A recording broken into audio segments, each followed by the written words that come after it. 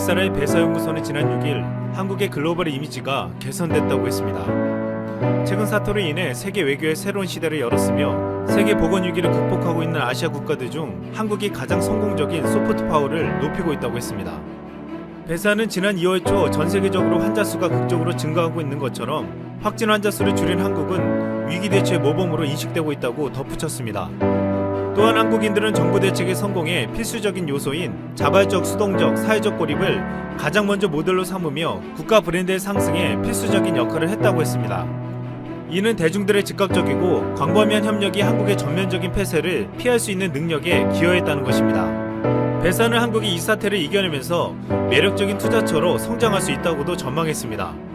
한국은 2019년 소프트파워 지수에서 19위로 낮은 점수를 받았으나 이 사태가 지나면 훨씬 더 높아질 것으로 보인다고 했습니다. 국제신용평가사 무디스는 지난 6일 한국의 국가신용등급을 세 번째로 높은 AA2로 유지했습니다. 무디스는 무역과 공급망, 투자 관광 분야에서 한국에 영향을 미칠 가능성이 있지만 한국의 국가신용등급에 미치는 영향은 제한적이라고 하며 등급 전망을 안정적으로 재확인했습니다. IMF도 지난 4일 143개국을 대상으로 발표한 불확실성 지수에서 한국은 미국, 일본, 중국 등의 5분의 1 수치라고 발표했습니다. 이렇게 전문기관들은 하나같이 한국은 가장 안정적이고 경제적 피해에도 쉽게 흔들리지 않을 것이라고 전망한 것입니다. 사태 초기와 달리 한국의 위상은 날이 갈수록 높아지고 있습니다. 지난 7일 스콧 모리슨 호주 총리가 문재인 대통령에게 전화를 걸어와 고맙다는 말을 연발했습니다. 모리슨 총리는 감염병과 싸우기 위해서는 한국의 도움이 필요하다며 한국산 진단키트와 의료장비 수입 지원을 요청했습니다. 한때 한국을 신뢰한다며 이란을 입국 금지시키고 한국은 제의했던 호주는 결국에는 한국에도 입국 금지를 시킨 바 있습니다. 하지만 이제는 한국의 도움을 요청하며 호주 내에 있는 한국인들이 무사히 귀국할 수 있도록 기꺼이 도울 것이라고 했습니다. 호주 총리가 한국인 귀국에 대해서 언급한 이유는 최근 전 세계 국가들이 자국 전세기로 한국의 교민들을 보내주고 있기 때문입니다. 각 나라들에게 한국이 특별 대우를 받는 이유는 현재 126개국이 요청하고 있는 한국산 진단키트와 의료물품들을 빠르게 받기 위해서였습니다. 얼마 전 모로코가 전세기를 동원해 교민 105명을 귀국시켜주고 그 비행편으로 한국산 진단키트를 가지고 갔습니다. 이어 세르비아에서도 한국에서 구입한 의료장비를 수송하기 위해 좌석이 13개인 소형 비행기에 한국 국민 5명을 태워보냈습니다. 미얀마는 한국 방호복을 보내는 전세기로 우리 국민들을 귀국시켜줬습니다. 놀랍게도 각 나라 국제공항이 폐쇄되어 발이 묶였던 한국인들이 각국 정부가 마련해준 전세기로 한국에 올 수 있는 혜택을 누리고 있습니다. 현재 해외 입국자들이 자가격리 수칙을 어기거나 확진되는 사례가 많아지면서 일각에서는 해외 입국자 전면 입국 금지에 대한 말도 나오고 있습니다. 하지만 이에 대해 김강림 보건복지부 차관은 자국민의 입국을 막는 나라는 지구상에 없다며 현재 미국, 유럽에서 들어오고 있는 입국자의 90%가 우리 국민이기에 앞으로 입국 금지가 아닌 격리 수칙을 강화하겠다고 말했습니다. 지난 7일 호주 총리에 이어 두다 폴란드 대통령도 문재인 대통령에게 전화를 걸어 진단키트 등 한국의 방역물품을 구매할 수 있기를 바란다고 했습니다. 이에 문재인 대통령은 우리 기업인의 폴란드 입국 허용에 대한 관심과 지원을 당부하며 한국의 경제인들이 가급적 4월에 입국할 수 있게 해달라고 했습니다. 지금 전 세계는 최근 사태로 인해 감염병에 대한 피해도 우려하고 있지만 당장 먹고 사는 문제도 이못지않게 시급하게 여기고 있습니다. 이에 한국 정부는 봉쇄 정책을 쓰지 않고 각 국가의 개방성을 유지하며 한국의 진단키트 등 의료물품을 요청하는 나라에게 필수적인 경제협력이나 교류를 지속할 수 있게 해달라고 요구하고 있습니다.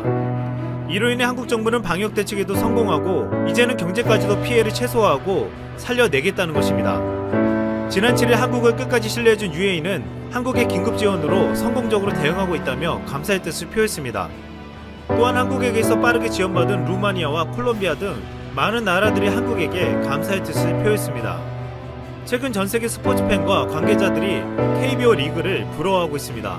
메이저리그 칼럼니스트 제프 파사는 7일 ESPN의 전세계 야구계가 KBO 리그를 주목하고 있다며 한국이 어느 국가보다 대처를 잘한 덕분에 야구를 다시 시작하고 있다고 부러움을 드러냈습니다. 미국 메이저리그와 일본 프로야구가 중단된 가운데 한국 야구만 재개를 준비하고 있기 때문입니다. 한국도 아직 완전히 종식되지는 않았지만 최근 급격히 늘고 있는 일본이나 최절정을 치닫고 있는 미국과는 전혀 다른 상황입니다. 초기에 전 국민이 한마음으로 달려들어 강력하게 대처했던 한국은 이들보다 먼저 일을 마치고 편안하게 야구 경기를 볼 수 있는 날이 찾아올 수 있을지도 모르겠습니다. 안녕하세요. 세상의 모든 지식들을 재밌고 쉽게 풀어드리는 네오의 지식창고입니다. 여러분들의 구독과 좋아요는 제게 큰 힘이 됩니다. 미국 연준에서 무제한 양적 완화를 천명했습니다. 이제는 CP, 즉 기업 어음뿐만이 아닌 회사채 인수에도 적극적으로 나설 것이라는 발표에 미국 증시도 크게 반등하고 있는데요. 버냉키 형님도 CP 인수까지만 갔었고 회사채 인수까지는 가지 않았는데 이로 인해 2008년 금융위기보다 지금이 더 심각한 상황임을 직감할 수 있을 겁니다.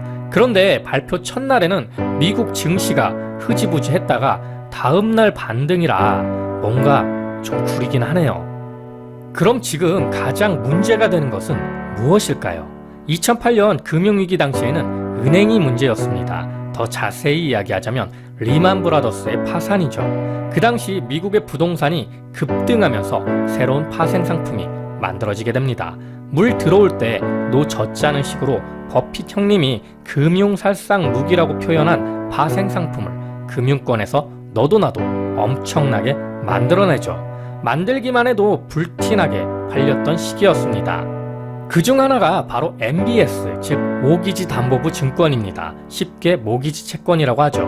모기지 사태로 인해 부동산 담보대출 회수에 어려움이 생기자 그걸 바탕으로 만든 파생 상품인 MBS에 문제가 생기게 됩니다. 신용 경색, 즉 유동성의 위기가 찾아온 거죠. 영원히 오를 것만 같았던 부동산이 하락하기 시작하자 생긴 금융위기였습니다. 하지만 지금 미국에서 일어나고 있는 것은 이런 금융위기가 아닙니다. 병으로 인한 재해죠. 이것은 은행의 금융 문제가 아닌 기업의 문제가 되었습니다. 집 밖에 나가는 것도 어렵고 여행은 금지되었으며 외식은 일절 하지 못하게 되었죠. 그리고 각국은 서로의 뒷장을 잠그고 무역마저 힘들게 되었습니다. 바로 돈맥경화가 시작된 겁니다. 사람들이 돈을 쓰지 못하고 돈이 흐르지 않으니 회사는 어려움에 처하게 된 거죠. 가장 먼저 문제가 되었던 것은 바로 항공회사입니다. 현재 미국의 보잉사는 구제금융만 다급하게 바라보고 있는데요. 아메리칸 에어라인도 마찬가지죠. 그래서 오늘 미국 증시의 반등에서도 두 회사는 크게 주가가 오르고 있는데요. 연준이 그동안 가보지 않았던 회사채 매입까지 강행하는 이유는 이대로 두었다가는 미국의 회사들이 무너질 게 뻔하기 때문입니다. 시장의 논리로는 다 망해야 정상이지만 이론적으로 그대로 둘 수가 없는 거죠. 이 상황을 반대하는 사람들도 있습니다. 결국에는 국민의 세금으로 회사를 살리는 격이기 때문이죠. 그럼 더 자세히 알아보겠습니다. 지금 연준의 회사채 매입을 가장 환영할 기업은 바로 보잉입니다. 그런데 보잉의 문제는 심각한데요. 우리는 먼저 보잉의 회사채에 대해 이야기해 볼 필요가 있습니다. 회사채를 발행하는 이유는 무엇일까요? 바로 회사의 투자를 위해서일 겁니다. 보잉 입장에서는 항공기 제작을 위한 연구 개발이나 장비나 부품을 들여놓는데 회사채 자금을 써야 하겠죠. 하지만 보잉의 최근작인 737 맥스의 결함으로 인한 연이은 추락사고는 보잉을 위기에 빠뜨리게 됩니다. 그런데 이상합니다. 보잉은 막대한 회사채 발행을 했음에도 불구하고 왜 결함이 있는 항공기를 만들게 된 걸까요? 그 이유는 보잉이 회사채 발행을 통해 모은 자금을 본인들의 회사 주식을 사는데 써버렸기 때문입니다. 막대한 투자비를 자사주 매입에 홀랑 써버린 거죠.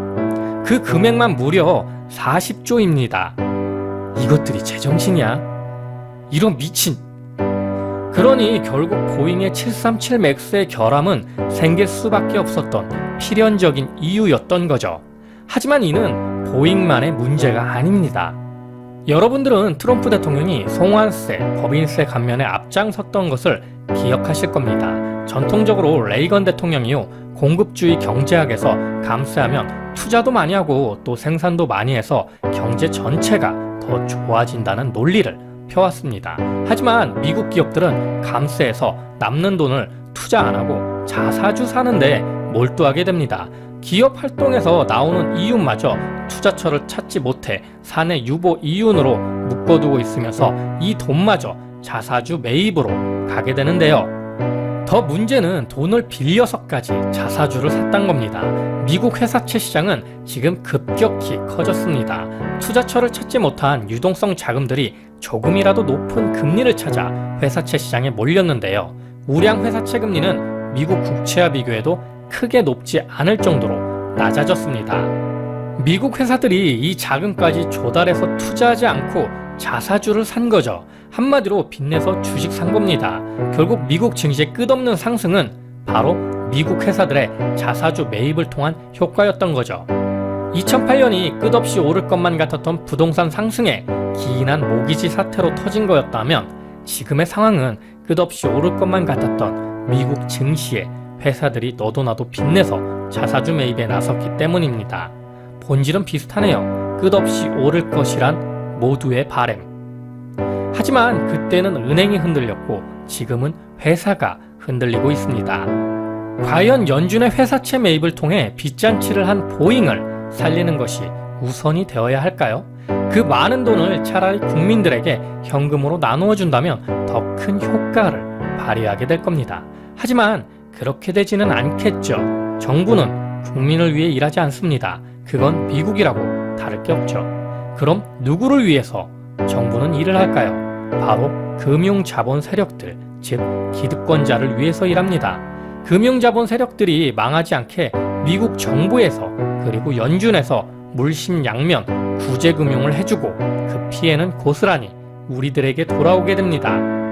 한국의 상황은 어떨까요? 한국의 회사들은 그나마 회사채까지 써서 자사주 매입에 나서지 않았습니다. 그러니 미국 증시에 비해 한국 증시는 박스권에 머물 수밖에 없었겠죠. 대신 대기업들은 벌어들인 이익을 투자에 쓰지 않고 회사 내에 계속 쌓아두었습니다. 사내 유보금이라고 하죠. 이 사내 유보금이 다 현금은 아닙니다. 여러 가지로 분산되어 있죠. 한국의 종특상 자사주 매입은 아니더라도 상당한 자금이 부동산에 투자되기도 했습니다.